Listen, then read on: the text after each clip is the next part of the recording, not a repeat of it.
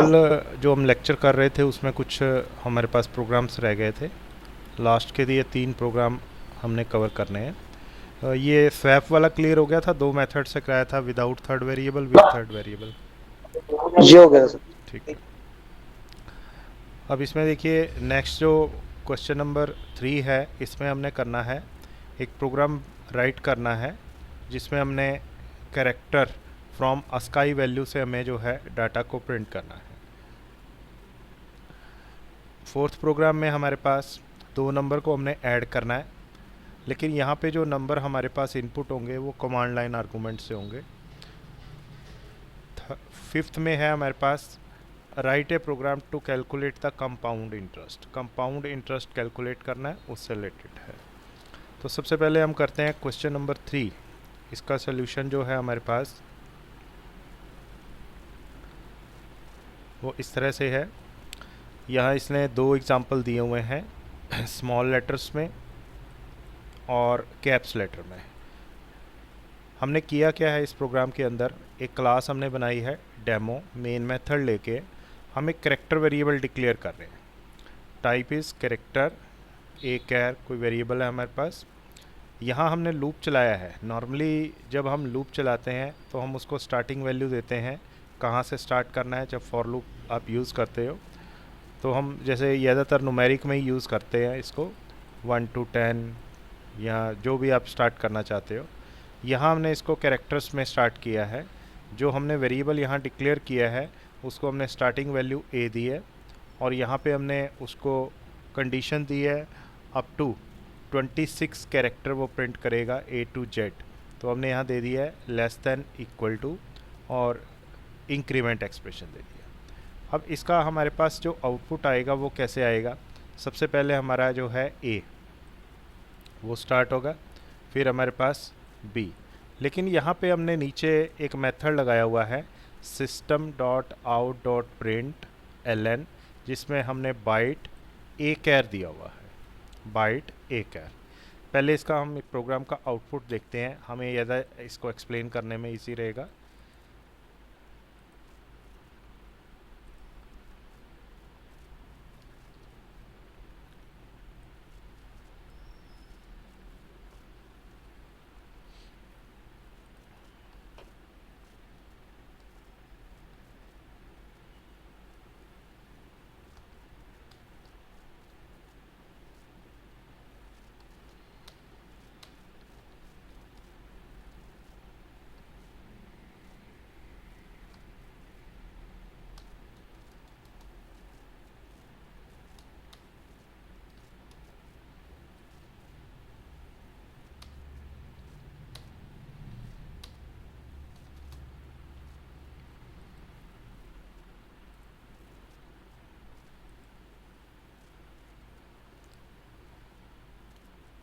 देखिए इस प्रोग्राम ने जो हमें यहाँ पे आउटपुट दिया है वो दिया है 65, जबकि हमने यहाँ पे ए से स्टार्ट किया है।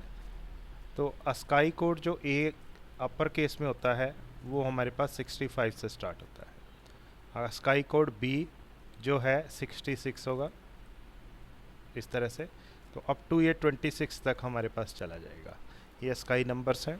अगर हम यहाँ पे स्मॉल लेटर्स में यूज़ करते हैं, सपोज़ करो मैं यहाँ पे स्मॉल लेटर यूज़ करता हूँ, तो जो अस्काई कोड है कैरेक्टर स्मॉल लेटर्स का वो 97 से स्टार्ट होता है, 97। तो अस्काई वैल्यू हम शो कर रहे हैं कैरेक्टर्स की। इसी तरह अगर मैं बी लिखता हूँ तो बी का अस्काई कोड हमारे पास आएगा 98 एंड सो ऑन, इस तरह से आगे चलता जाएगा। तो अब मैं इसको स्मॉल लेटर में लिख रहा हूँ तो हमारे पास जो है चेंज होके आएगा आउटपुट। यहाँ मैंने दिया स्मॉल में ए और इधर हमने जेड स्मॉल में दे दिया। जैसे ही प्रोग्राम को हम कंपाइल रन करते हैं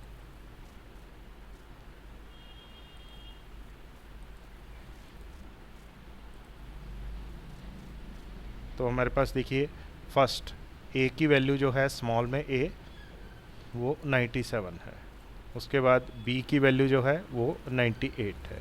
तो ये स्काई कोड होते हैं हमारे पास। हर एक कैरेक्टर का नंबर का एक स्काई कोड होता है जिसको हम जावा में इस तरह से शो कर सकते हैं।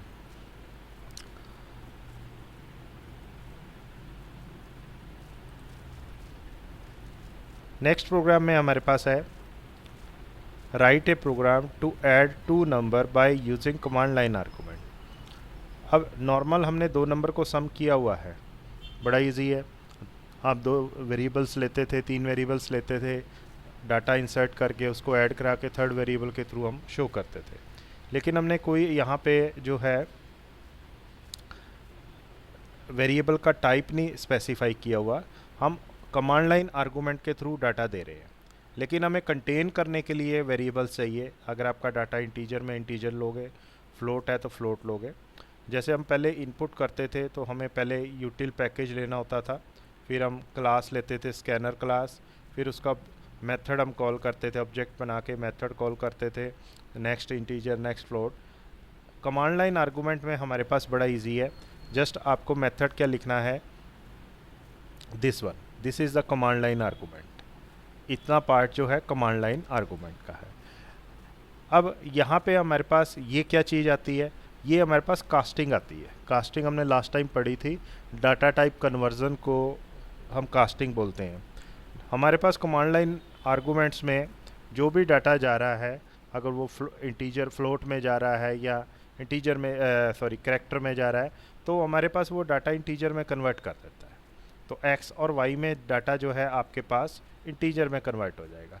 मान लो आपने command line arguments first arguments के थ्रू आपने डाटा दिया 5.20 और सेकंड में आपने दिया 7.30। अब ये जो मेथड हमने लगाया है, मेथड का नाम है पार्स इंट, लाइब्रेरी फंक्शन है, इंटीजर से लिया गया है। वो उसको इंटीजर में कन्वर्ट कर देगा और आपको जो है वो जस्ट 7 को प्रोसेस करके देगा। फ्लोट वैल्यू जो है वो आपका लॉस्ट हो जाएगा। तो कमांड लाइन आर्गूमेंट से डाटा एंटर करना इजी है। तो हम कैसे उसको एंटर करेंगे, ये चीज़ हम प्रोग्राम के थ्रू एंटर करते हैं। ये प्रोग्राम हम टेक्स्ट मोड पे चलाते हैं,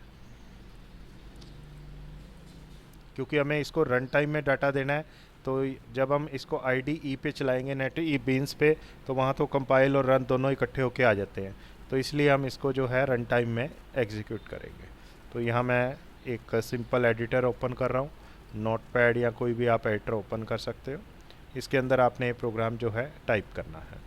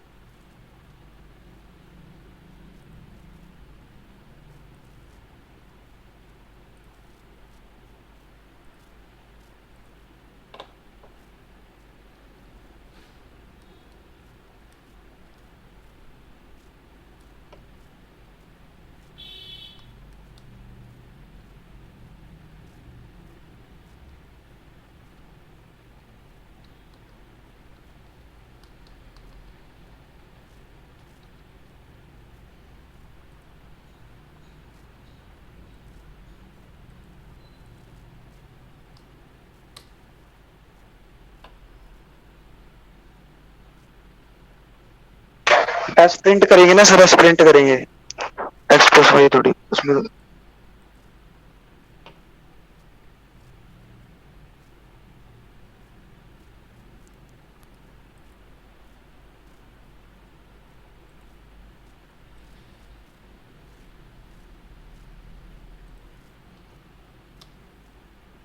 नहीं, ये कुछ और एरर है, ये वो नहीं है, वो तो एक्स वाई को डायरेक्ट भी प्रिंट कर सकता है। यहाँ पे दे रहा है एक्स और वाई, आइडेंटिफाई नहीं कर रहा है इनको। ओ सॉरी, मेन मेथड एब्सेंट है इसमें। मैं वही कहूँ ना, देखो डायरेक्ट अगर हम एक्स वाई लिखते हैं तब भी प्रोसेस हो जाना चाहिए, अगर एक्स और वाई लिखते हो तो आप इस तरह से भी। सिस्टम डू हाँ, इस आउट। तरह वो मेन मेथड एब्सेंट है, वो मैंने कट कॉपी पेस्ट किया ना, उसमें एब्सेंट हो गया। Public static void main string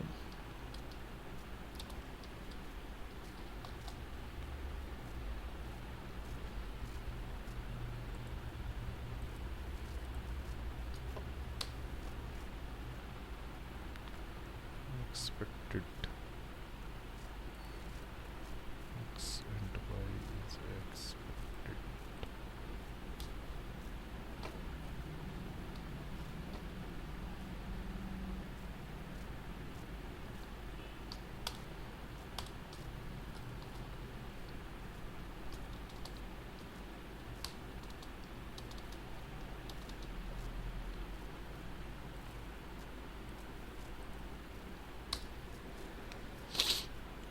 braces.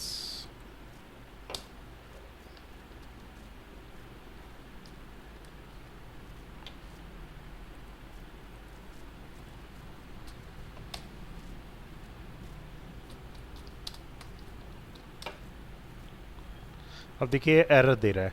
हमने जब कमांड लाइन आर्गूमेंट्स पढ़े थे उसमें हमने ये लर्न किया था, इनको रन टाइम में डाटा देना है। अब मैं यहाँ रन टाइम में डाटा दे रहा हूँ, मैंने एक 10 दिए, एक 20 दिए, तो मेरे पास यहाँ सम होके 30 आ गया। This is the 30। आप इसको डायरेक्टली भी कर सकते हो और वेरिएबल के थ्रू भी कर सकते हो। अगर मैं सपोज करो यहाँ पे एस करता हूँ तो तब भी सेम आउटपुट आएगा।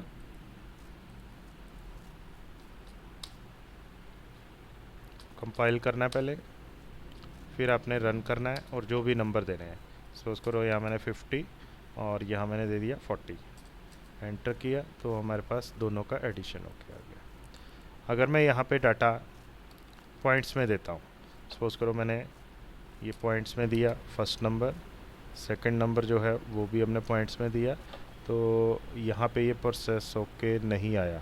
हाँ, प्रोसेस होके क्यों नहीं आया? क्योंकि हमारे पास जो है वेरिएबल किस टाइप का है, इंटीजर, वो इंटीजर कंटेन कर रहा है।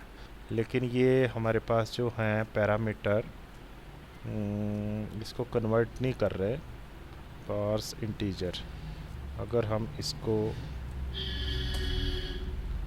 इस तरह से लिखते हैं,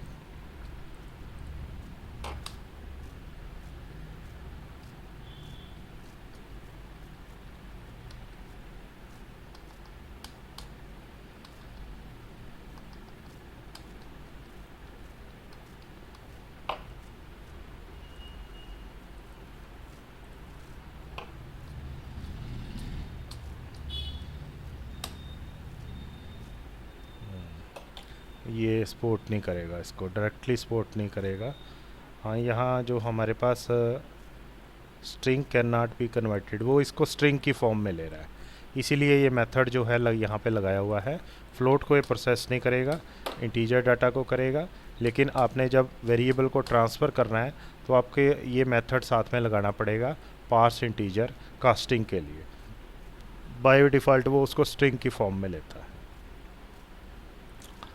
तो कमांड लाइन से इस तरह से हम डाटा इंसर्ट करते हैं। इसका रेयर ही यूज़ होता है क्योंकि रन टाइम में हमारे पास जो है डाटा सारी जगह हाँ नहीं इंसर्ट होता, प्रोग्राम पूरा एग्जीक्यूट होने के बाद ही हम जो है उसको प्रोसेस करते हैं। अब यहाँ पे हमारे पास सिंपल एक फार्मूला है जिसके थ्रू जो हमें कंपाउंड इंटरेस्ट कैलकुलेट करना है। सबसे पहले इसके कुछ एब्रीवेटेड जो दिए हुए हैं वो हमें क्लियर करने हैं। Formula of command compound interest, यहाँ हम एक p वेरिएबल लेंगे, p is for principal amount, और r for rate of interest, y for number of years, और a जो है इसमें amount of money accumulated after n years. तो ये जो हिंदी में हम इसको चक्रवर्ती ब्याज बोलते हैं, कंपाउंड इंटरेस्ट, वो कैलकुलेट करना है। ब्याज के ऊपर ब्याज, जो इंटरेस्ट के ऊपर इंटरेस्ट कैलकुलेट होता है, वो आप इसमें प्रोग्राम में कैसे कैलकुलेट करोगे। तो जावा के अंदर हमारे पास जो है एक मेथड आता है जिसका हम यूज़ कर सकते हैं। मेथड का नाम है power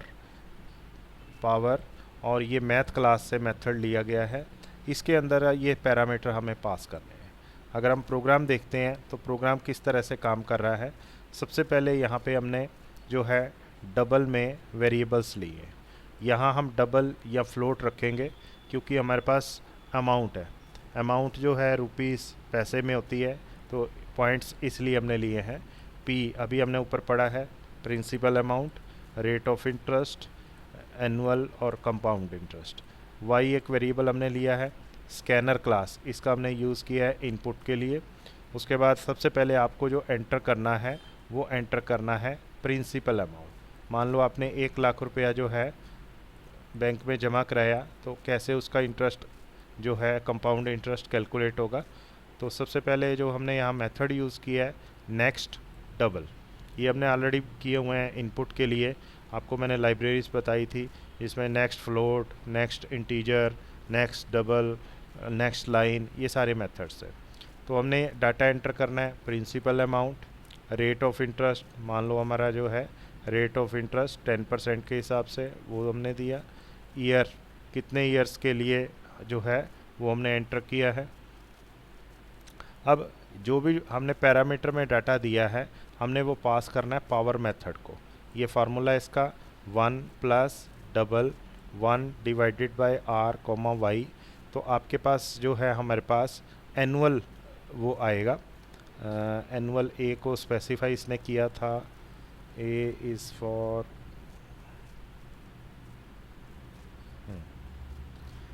A is the amount of money accumulated after n year including interest। तो ये कैलकुलेट करने के बाद फार्मूला होता है, जब हम कंपाउंड इंटरेस्ट कैलकुलेट करते हैं, एक्यूमुलेटेड मनी जो आपका बना है माइनस प्रिंसिपल अमाउंट जो आपने एंटर किया है। तो जो भी हमारे पास कैलकुलेशन होके आएगा वो हमारे पास इसमें प्रिंट आउट। इस प्रोग्राम को हम यहाँ पे रन करते हैं।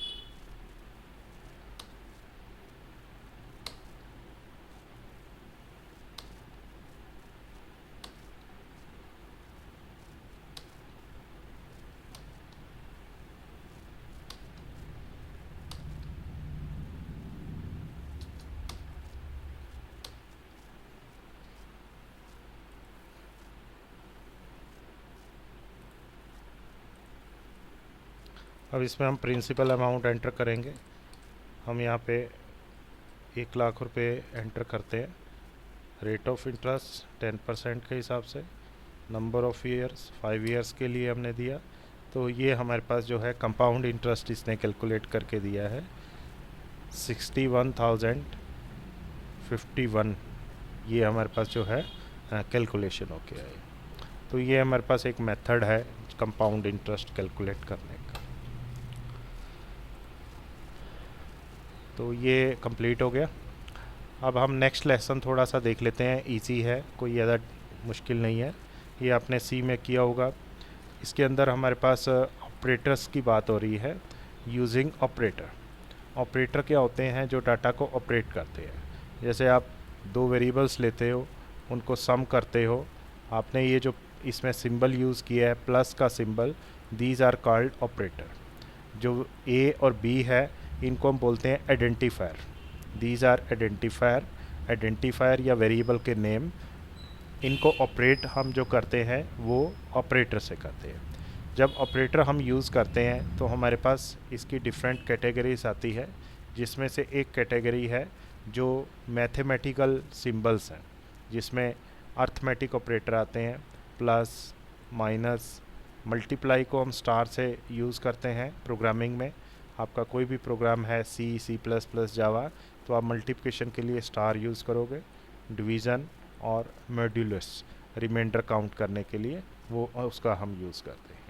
अगर हम इनको प्रोग्राम के थ्रू इम्प्लीमेंट करते हैं, ये तो सिंपल है, plus, minus, multiplication, division, remainder करके देखते हैं। तो इसमें जो है हमारे पास आउटपुट हमारा इस तरह से आएगा।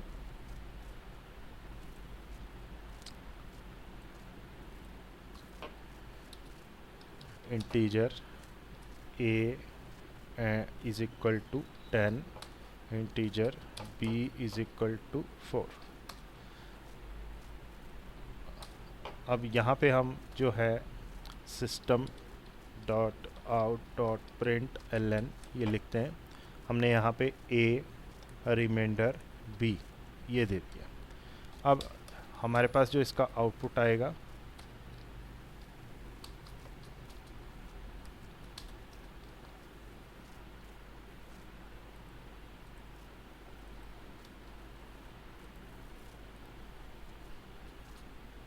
सॉरी ये यहीं पे हम रन करेंगे।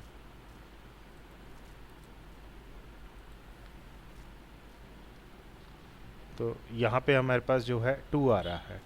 2 इसलिए आ रहा है क्योंकि हमारे पास 8 तक वो कट होता है, और जो रिमाइंडर हमारे पास आ जाता है 2 आ जाता है। तो इस तरह से कोई भी मैथमेटिकल प्रोसेस है वो आप ऑपरेटर के थ्रू जो है प्रोसेस करोगे। ये चीज़ हमारे पास इससे इम्प्लीमेंट होती है। अब ये सारे इसके एग्जांपल्स दिए हुए हैं, बड़े सिंपल्स हैं। हमने यहाँ पे एक चीज़ और लर्न करनी है। जैसे 2 वेरिएबल्स हैं, एक इंटीजर है, 2 इंटीजर है, एक फ्लोट है। तो फ्लोट वेरिएबल में जब हम डिक्लेयर करते हैं, एफ साथ में लगाते हैं इनिशियलाइजेशन में, आप इंटीजर और फ्लोट को ऑपरेटर के थ्रू ऑपरेट कर सकते हो। जैसे सपोज़ करो हमने यहाँ पे जेड और वाई इनको सब्ट्रैक्ट किया है, माइनस किया है, तो फ्लोट में से हमने जो है इंटीजर वैल्यू को सब्ट्रैक्ट किया है, दैट इज़ पॉसिबल। इसी तरह यहाँ हम डिवीज़न कर रहे हैं, फ्लोट में से जो है इंटीजर वैल्यू को डिवाइड कर रहे हैं, रिमाइंडर कर रहे हैं, तो ये दैट इज़ पॉसिबल। तो इसमें ये चीज़ ध्यान रखनी है कि हम इंटीजर और फ्लोट दोनों वैल्यू को जो है ऑपरेटर के थ्रू साइमल्टेनियसली प्रोसेस कर सकते हो।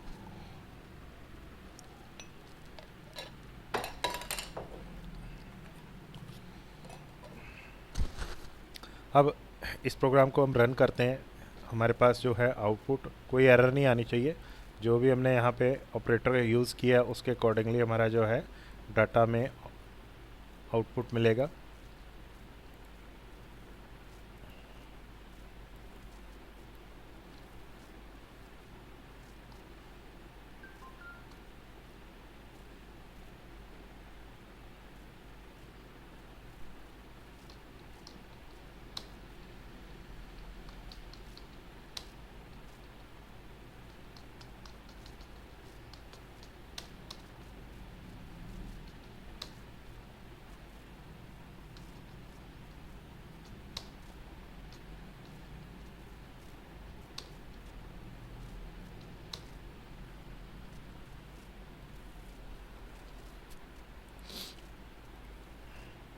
तो इसमें हमारे पास देखिए फर्स्ट वाला जो है 30, ये एडिशन आया है, एडिशन ऑफ 10 एंड 20 दोनों का एडिशन हमारे पास आ गया। सेकंड वाला जो है 5.97, यहाँ हमने जो है जेड फ्लोट वैल्यू को इंटीजर से सब्ट्रैक्ट किया है, जिसका हमारे पास आउटपुट ये आ गया। इसी तरह मल्टीप्लिकेशन है, डिवीज़न है, रिमाइंडर है, ये रिमाइंडर वाला है। तो ये सारी जो प्रोसेस है हमारे पास इस तरह से ऑपरेटर के थ्रू प्रोसेस हो रही है। सिंपल है, कोई ज़्यादा मुश्किल नहीं है। उसके बाद आता है असाइनमेंट ऑपरेटर। ये इम्पोर्टेंट है, इसको आपने समझना है। असाइनमेंट ऑपरेटर क्या होते हैं? असाइनमेंट ऑपरेटर जो वैल्यू असाइन करते हैं, मान लो आपके पास एक वेरिएबल है ए की वैल्यू है 10 और सेकंड वेरिएबल है बी और बी की वैल्यू है 20। मैंने आपको कहा कि मेरे को एडिशन करके दो, दोनों का एडिशन करके दो, और आपने जो एडिशन करना है उसमें थर्ड वेरिएबल का यूज़ नहीं करना। तो आप उसके लिए क्या करोगे, आप यहाँ लिखोगे A plus is equal to B. अब ये जो ऑपरेटर हमने यूज़ किया है, this is called the assignment operator. इसको आप असाइनमेंट ऑपरेटर बोलोगे। असाइनमेंट ऑपरेटर क्या कर रहा है, बी की वैल्यू हमारे पास कितनी है 20 और ए की कितनी है 10। जो बी की वैल्यू है वो प्लस होके ए में जा रही है, तो ए में 10 तो ऑलरेडी थी, 20 और आ गई, तो हमारे पास ए की वैल्यू यहाँ पे जो हो जाएगी दैट इज़ 30, वो 30 हो जाएगी। इसको असाइनमेंट ऑपरेटर बोलते हैं। This is the assignment operator, this is the assignment operator. अब अगर मैं यहाँ पे प्लस की जगह सिंबल बदल देता हूँ, मान लो मैंने यहाँ पे ए जो है वेरिएबल, यहाँ पे प्लस की जगह पे मैंने स्टार लगा दिया, मल्टीप्लाई का सिंबल लगा दिया, star is equal to b, star is equal to B. अब बी कितना है 20, ए कितना है 10, बी की वैल्यू जो है वो मल्टीप्लाई होके जाएगी ए में, तो ए कितना हो जाएगा 200 हो जाएगा, मल्टीप्लाई हो जाएगा। तो इस तरह से जो है प्रोसेस होगी। This is also the assignment operator, ये भी हमारे पास जो है असाइनमेंट ऑपरेटर है। अब देखिए यहाँ पे इसने एक्सप्रेशन दिए हैं एक साइड में, जिसमें हम एक्सप्रेशन यूज़ कर रहे हैं असाइनमेंट के, यहाँ उनके मीनिंग स्पेसिफाई किए हैं। अगर हम इसको मैथमेटिकल टर्म में लिखें तो हम इस तरह लिखते हैं, मान लो आपने दो वेरिएबल को सम करना है, तो आप क्या करते हो, x is equal to x plus y, जैसे अभी तक हम करते आ रहे हैं। अगर आप इसको प्रोग्रामिंग के वे से करते हो तो ये हमारे पास जो है असाइनमेंट ऑपरेटर की तरह हम इस तरह से इसको यूज़ करते हैं विद अल। इसी तरह ये हमारे पास है, इसका मतलब क्या है, जो y की वैल्यू है वो सब्ट्रैक्ट होगी x से। यहाँ पे क्या है, x की वैल्यू में मल्टीप्लाई होके आएगी y की वैल्यू, इससे x की वैल्यू से डिवाइड होगा y की वैल्यू। यहाँ x को y के साथ कंपेयर करना है। अब इसमें ये चीज़ ज़रूर ध्यान देना, कई जगह हमारे पास सिंगल इक्वल लिखा होता है, कई जगह डबल इक्वल लिखा होता है। इन दोनों में मीनिंग, दोनों में क्या डिफरेंस है। मान लो यहाँ पे मैं लिखता हूँ a is equal to b, इसका मतलब क्या है, इसका मतलब ये है मैंने डबल इक्वल लगाया है, मैं वेरिएबल a को b के साथ कंपेयर कर रहा हूँ, वेरिएबल a को b के साथ कंपेयर कर रहा हूँ। अब a की वैल्यू जो है वो तो है 10 और b की जो वैल्यू है वो है 20, तो दोनों बराबर नहीं है, तो ये क्या हो जाएगा, ये हो जाएगा false. This is the false. अगर मैं यहाँ लिखता हूँ a इज इक्वल टू 10, इसका मतलब क्या है सिंगल इक्वल का, कि मैं इसको वैल्यू दे रहा हूँ। अगर मैं यहाँ लिखता हूँ a is equal to, double equal to लगाता हूँ 10, तो इसका मतलब क्या है, मैं a वेरिएबल की वैल्यू को 10 के साथ कंपेयर कर रहा हूँ। अगर वो इक्वल है तो ट्रू दिखाएगा, अगर इक्वल नहीं है तो फॉल्स दिखाएगा। यहाँ पे जो हमने ये a में a को सिंगल इक्वल के साथ 10 के साथ दिया है, इसका मतलब क्या है, हम यहाँ पे a को वैल्यू असाइन कर रहे हैं किसकी, 10 की। तो ये ध्यान रखना है इसमें। ये जो मैथमेटिकल हम पढ़ते हैं, जो हमने पढ़े होते हैं, वो प्रोग्रामिंग में हमारे पास सिंबल्स चेंज होके आते हैं, उसको हम असाइनमेंट ऑपरेटर या एक्सप्रेशन से इस तरह से हम उसको यूज़ करते हैं। अब इसी का एक प्रोग्राम यहाँ दिया हुआ है, यहाँ पे इसने चलो मैं ये प्रोग्राम बाद में कराता हूँ, पहले मैं अपनी तरफ से थोड़ा सा आपको एक सिंपल वे से बता देता हूँ। हमने यहाँ पे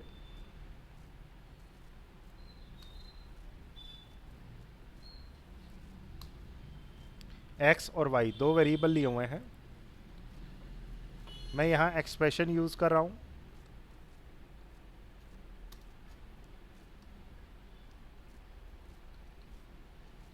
x और y दोनों को हम प्रिंट कर लेंगे, यहाँ x और यहाँ y। अभी मैं अगर प्रोग्राम चलाऊंगा तो मेरे पास x की वैल्यू 10 आ जाएगी, y की वैल्यू 20 आ जाएगी। अभी पहले बिल्कुल सिंपल लगाते हैं, अभी कोई असाइनमेंट ऑपरेटर नहीं है, तो हमारे पास ये आउटपुट आ गया, x is 10 and y is 20। अब हम आगे बढ़ते हैं। सबसे पहले हम एक्सप्रेशन लगाते हैं x plus is equal to y. अब इसका इफेक्ट हमारे पास किसके ऊपर आएगा? इसका इफेक्ट आएगा इस वाले x के ऊपर। y को तो कोई इफेक्ट नहीं करेगा, y अपनी वैल्यू जो है वो 20 दे देगा। जो x की वैल्यू 10 है, हाँ वो 10 नहीं शो करेगा, और वो कितनी शो करेगा? वो 30 करेगा। यानी कि आपका आउटपुट क्या आएगा? 30 एंड 20। इसको हम करते हैं, देखिए हमारे पास आ गया 30 x की वैल्यू, और y की वैल्यू जो थी, जो हमने दी हुई है, एज इट इज़ आ जाएगी। नेक्स्ट है, इसमें प्लस की जगह अगर मैं यहाँ मल्टीप्लाई का सिंबल दे देता हूँ। ये जो हम सिंबल यूज़ कर रहे हैं, मल्टीप्लाई इज इक्वल टू, इससे पहले हमने किया था plus is equal to, these are called assignment operator. इनको हम बोलते हैं असाइनमेंट ऑपरेटर। अब जैसे ही मैं प्रोग्राम रन करता हूँ,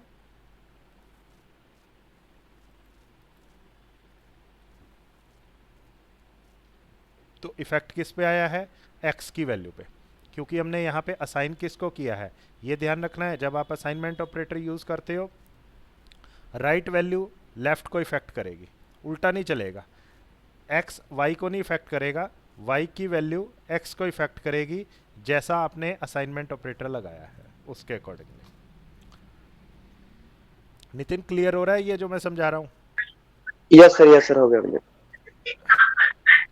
अब इसमें दोबारा हम नेक्स्ट ऑपरेटर यूज़ करते हैं। मल्टीप्लाई की जगह हम यहाँ पे डिवीज़न लेते हैं या सब्ट्रैक्ट लेते हैं, तो इसका इफेक्ट हमारे पास उसके अकॉर्डिंगली आ जाएगा। जैसे ही आप इसको रन करते हो, तो यहाँ 0 आ गया, और इधर हमारे पास 20 आ गया। 0 इसलिए आया क्योंकि x की वैल्यू लेस देन है 20 y से, तो वो 0 उसने उसको कर दिया। तो ये असाइनमेंट ऑपरेटर है। हाँ, अब इसमें हम डबल इक्वल वाला फंडा क्लियर करते हैं। मान लो हमने यहाँ पे दे दिया x is equal to y. अब इसका क्या इफेक्ट आएगा? जैसे ही मैं प्रोग्राम रन करूँगा, तो हमारे पास देखिए x की वैल्यू भी 20 आ रही है, और y की वैल्यू भी 20 आ रही है। जबकि x की वैल्यू तो हमारे पास 10 है, y की 20 है। ऐसा क्यों हुआ? क्योंकि जो y 20 था, हमने उसको x में भेज दिया, तो x भी 10 हो गया, सॉरी 20 हो गया, और y भी 20 हो गया। दोनों की वैल्यू बराबर हो गई। अगर मैं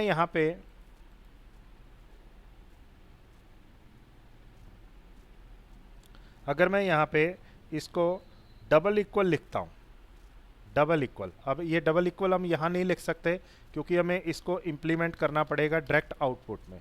तो हम यहाँ पे करते हैं x double equal to y. तो इसका हमारे पास आउटपुट क्या आएगा? जैसे ही आप प्रोग्राम चलाओगे, दोनों बराबर नहीं है, अलग अलग है, तो उसने हमें यहाँ पे क्या शो कर दिया? फॉल्स, कि x और y दोनों इक्वल नहीं है। देखो मीनिंग क्लियर, अलग अलग हो गए ना। सिंगल इक्वल डालने से वैल्यू ट्रांसफ़र होगी, डबल इक्वल लगाने से कंपेयर हो रहा है। मैं इसको दोबारा यहाँ पे इम्प्लीमेंट करके दिखाता हूँ। मैंने यहाँ सिंगल इक्वल लगाया, तो सिंगल इक्वल लगाने से हमारे पास दोनों में 20 आ गया, यानी कि y की वैल्यू x में ट्रांसफ़र होगी। अब मैं अगर यहाँ पे डबल इक्वल लगाता हूँ, तो डबल इक्वल लगाने से वो ट्रू और फॉल्स बताएगा। अगर दोनों इक्वल हैं तो ट्रू देगा, अगर दोनों अलग अलग हैं तो वो फॉल्स देगा। अभी दोनों की वैल्यू, x की वैल्यू 10 है, y की वैल्यू 20 है, दोनों की वैल्यू इक्वल नहीं है, तो वो इस तरह से देगा। अगर सपोज करो मैं यहाँ पे दोनों की वैल्यू इक्वल कर देता हूँ, मान लो मैंने वाई को भी 10 कर दिया, एक्स भी 10 है, वाई भी 10 है। अब मैं अगर प्रोग्राम रन करूँगा तो हमारे पास यहाँ पे ट्रू लिखा आ रहा है, क्योंकि ये स्टेटमेंट ट्रू हो चुकी है। एक्स भी ट्रू है, एक्स भी 10 है और वाई भी 10 है, दोनों ट्रू हैं। तो ये हमारे पास जो है इसका आउटपुट इस तरह से हमें शो करेगा, this is the x and Y.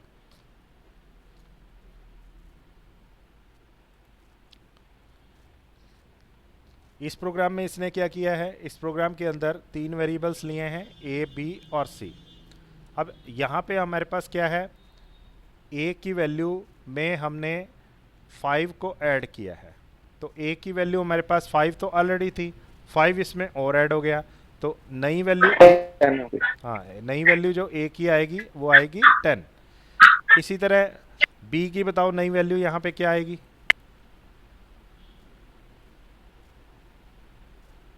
B हमारे पास कितना है, तो सी की 6 आ जाएगी, बी 2 है, 6 आ जाएगी। हाँ मल्टीप्लाई करके हमने उसको सी की वैल्यू 3 है, तो ये हमारे पास 6 आ जाएगी। तो 3 एंड 6 इस तरह से वो दो वैल्यूज़ को हमें शो करेगा। इसको भी हम देख लेते हैं एक बार चला के, 3 और 6 आना चाहिए इसमें, ना सॉरी 10 और 6।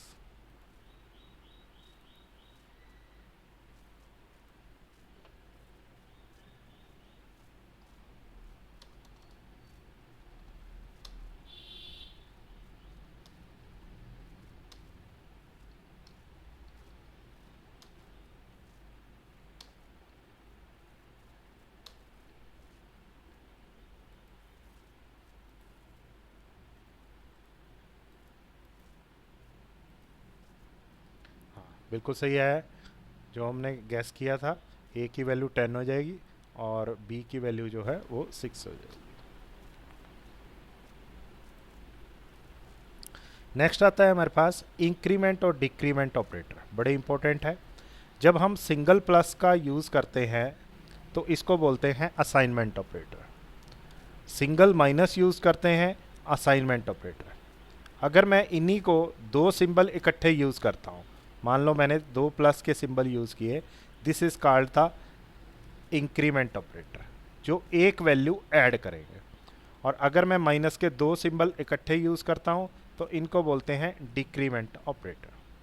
ये करते क्या है, ये एक वैल्यू उसमें वेरिएबल में ऐड करते हैं, या उसमें अगर डिक्रीमेंट कर रहे हो तो एक वैल्यू कम कर देंगे, उसमें डिक्रीमेंट करेंगे। इनको हम दो तरह से यूज़ कर सकते हैं, वेरिएबल से पहले लगा सकते हैं और वेरिएबल के बाद लगा सकते हैं। अगर हम वेरिएबल से पहले लगाते हैं तो इसको बोलते हैं प्री फिक्स ऑपरेटर, और अगर हम वेरिएबल के बाद लगाएंगे तो इसको बोलेंगे पोस्ट फिक्स ऑपरेटर। अब इस सारे को फंडे को क्लियर जो हमने करना है प्रैक्टिकली, हम यहाँ पे एक इम्प्लीमेंटेशन इसकी करेंगे।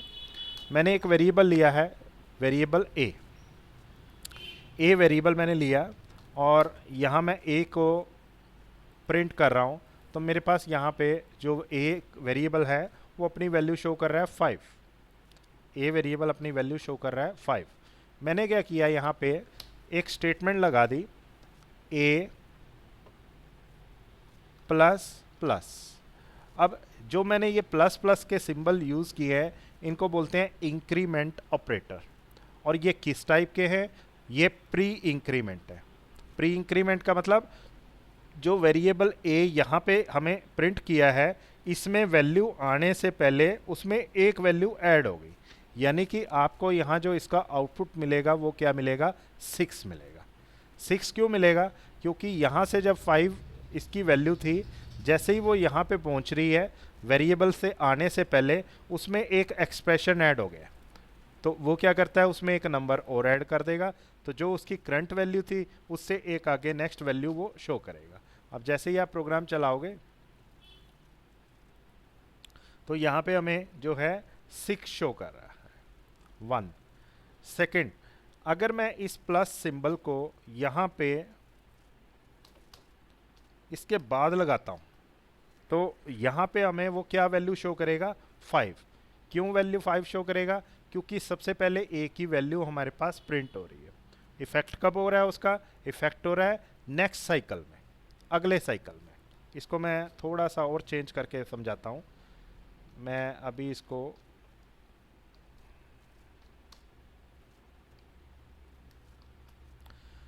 ए वेरिएबल को मैं दो जगह प्रिंट कर रहा हूँ। मैंने एक यहाँ पे प्रिंट किया है, एक यहाँ पे प्रिंट किया है। अभी मैंने वही पुराने वाला एक्सप्रेशन लिया है, इंक्रीमेंट, तो यहाँ पे उसकी ए की वैल्यू हमें 6 शो करेगा। उसके बाद ए में कोई चेंज नहीं हुआ, दोबारा जब आप ए को प्रिंट करोगे तो यहाँ भी 6 देगा, दोनों में 6 देगा। हम इस प्रोग्राम को रन करते हैं।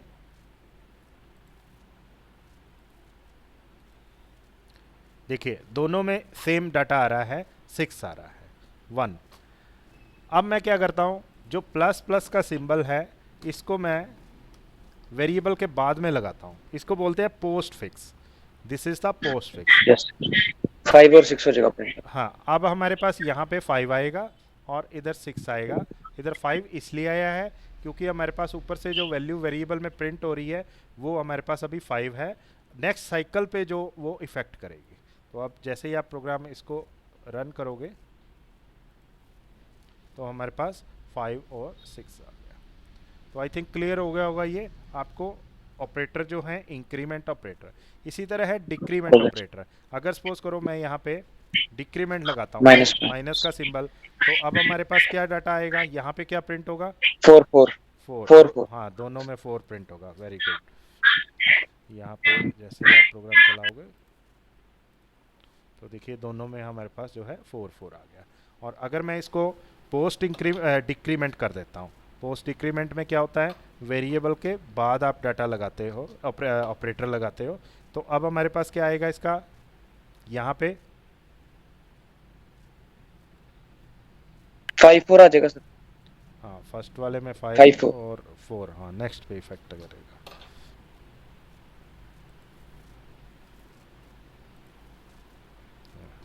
फाइव और 4 आ गया। तो ये इंक्रीमेंट और डिक्रीमेंट ऑपरेटर है। ये नीचे एग्जांपल दिए हुए हैं इसके, जैसे यहाँ पे इसने दिया है ए को 5 का रखा है, अब बी को 6 का रखा है, यहाँ बी को इंक्रीमेंट किया है, ए को भी इंक्रीमेंट किया है।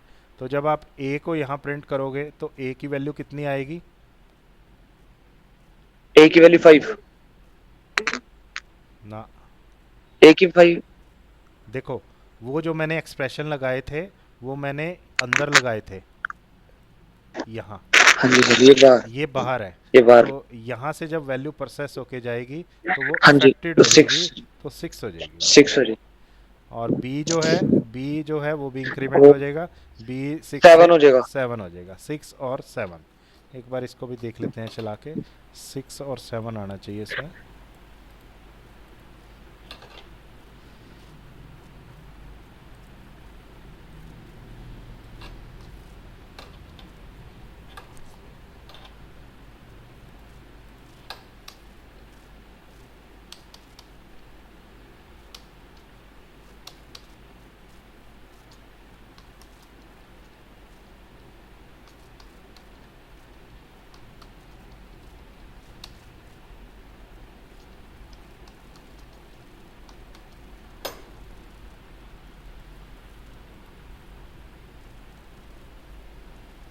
हाँ बिल्कुल सही आया है, 6 और 7।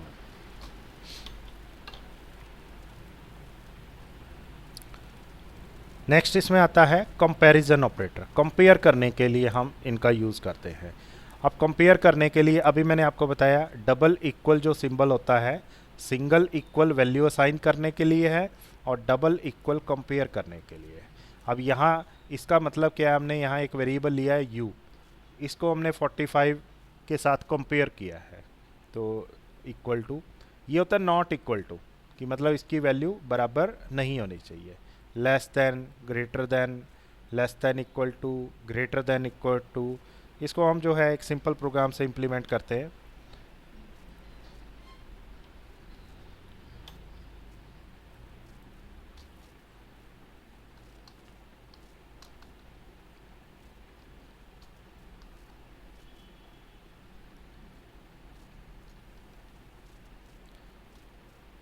हमने यहाँ लिखा a इज़ इक्वल टू 5, तो अब इसका आउटपुट हमारे पास आएगा ट्रू। हमें बेसिकली ऑपरेटर क्लियर करना है, तो ये हमारे पास आ गया ट्रू। अगर सपोज करो यहाँ मैं 5 की जगह 6 कर देता हूँ, अब ये फॉल्स आ जाएगा, ये फॉल्स आ गया हमारे पास। यहाँ हमने दिया a is less than 5, false आएगा। अगर मैं यहाँ करता हूँ a इज़ ग्रेटर देन 5, तो ट्रू आना चाहिए, ट्रू आ गया। इसी तरह अगर मैंने यहाँ पे लिखा a is greater than 6, false आएगा, यहाँ फॉल्स आ रहा है। अगर मैं लिखता हूँ a is greater than equal to 6, तो अब ट्रू आ जाएगा, यहाँ पे ट्रू आ जाएगा। मतलब अप टू जो भी आप वैल्यू कंपेयर कर रहे हो वहाँ से हम उसको पिक कर रहे हैं। नॉट इक्वल टू, ये बड़ा इंपॉर्टेंट है, प्रोग्राम में हम कई जगह यूज़ करते हैं। जैसे हमने यहाँ पे दिया a is not equal to 6, a की वैल्यू 6 नहीं हो सकती। तो अब हम प्रोग्राम चलाते हैं यहाँ पे, तो यहाँ पे वो फॉल्स दे रहा है। अगर सपोज करो यहाँ a की वैल्यू ऊपर मैंने चेंज कर दी, 5 कर दी, अब वो ट्रू पे चला जाएगा। a is not equal to 6, तो आप जैसे ही आप प्रोग्राम चलाओगे तो यहाँ पे वो ट्रू कर देगा, इस तरह से ट्रू कर देगा। तो ये हमारे पास इसमें जो है ऑपरेटर्स हैं। इसी तरह लॉजिकल ऑपरेटर्स आते हैं, इनको हम आगे जब कंडीशंस करेंगे उसके साथ यूज़ करेंगे। इसमें होता है एंड, एंड को हम जो यूज़ करते हैं इस सिंबल से करते हैं। एक होता है और को इस सिंबल से यूज़ करना है। इसका मैं एक आपको सिंपल सा लिंक बता देता हूँ। जैसे यहाँ पे हमने इफ़ कंडीशन लगाई है, इफ़ कंडीशन में दिया है 2 कंडीशंस लगाई हुई हैं। एक कंडीशन है I should be less than 10, and यहाँ ऑपरेटर जो हमने लगाया है एंड। एंड का मतलब क्या है, आपकी दोनों कंडीशन ट्रू होने पे प्रोग्राम आगे मूव करेगा, आगे वर्क करेगा। अगर दोनों में से एक कंडीशन आपकी फॉल्स है, एक ट्रू है, तो प्रोग्राम आगे मूव नहीं करेगा, आपका प्रोग्राम प्रोसेस नहीं करेगा। अगर आपने और ऑपरेटर लगाए हैं, तो और का मतलब क्या है, दोनों में से कोई भी एक कंडीशन ट्रू है तो प्रोग्राम नेक्स्ट मूव करेगा, अदरवाइज मूव नहीं करेगा। तो ये सारे जो है हम प्रोग्राम्स के थ्रू आगे क्लियर करेंगे। यहाँ इसके प्रोग्राम नहीं दिए हुए, सिंपल दिए हैं। और नेक्स्ट इसमें है बुलियन ऑपरेटर। बुलियन ऑपरेटर होता है ट्रू फॉल्स के लिए, इसको हम टेनरी ऑपरेटर के थ्रू भी ऑपरेट करते हैं। यहाँ हमारी कंडीशंस होती है और आगे एक्सप्रेशन दिया होता है। अगर आपकी कंडीशन ट्रू है तो एक्सप्रेशन 1, एक्सप्रेशन का मतलब जो भी लाइन आपने लिखी है फर्स्ट लाइन एग्जीक्यूट होगी, अगर फॉल्स है तो सेकंड वाली लाइन एग्जीक्यूट होगी। तो इसको बुलियन ऑपरेटर भी बोलते हैं, टेनरी ऑपरेटर। ये जैसे यहाँ पे एग्जांपल दिया हुआ है इसका एक, यहाँ कंडीशन है अगर x की वैल्यू लेस देन y है, क्वेश्चन मार्क लगाया है, ये बुलियन ऑपरेटर है, टेनरी ऑपरेटर है, तो x की वैल्यू x इधर ट्रांसफ़र होगी। अगर फॉल्स है तो y की वैल्यू एग्जीक्यूट होगी, y की वैल्यू ट्रांसफ़र होगी। अब जैसे यहाँ इसका एक छोटा सा प्रोग्राम दिया हुआ है, इसको हम एग्जीक्यूट करते हैं।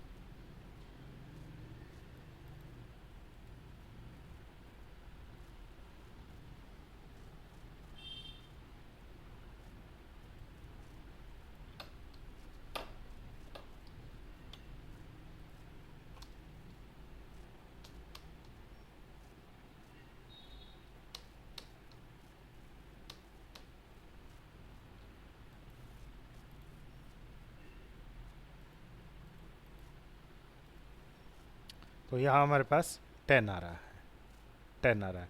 10 क्यों आया, 10 क्यों प्रिंट हुआ है, हमने कंडीशन लगाई है अगर x लेस देन y है तो x की वैल्यू ट्रांसफ़र होगी z वेरिएबल में, अगर फॉल्स होती तो y की वैल्यू ट्रांसफ़र होती।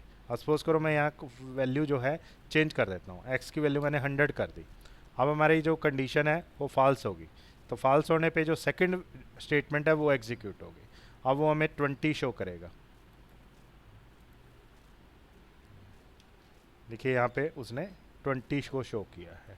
20 क्यों शो किया है, ये x एग्जीक्यूट नहीं हुआ, अब एग्जीक्यूट हुआ है y, क्योंकि आपकी कंडीशन जो है वो फॉल्स हो चुकी है, तो उसके अकॉर्डिंगली डाटा जो है आपका प्रिंट होगा।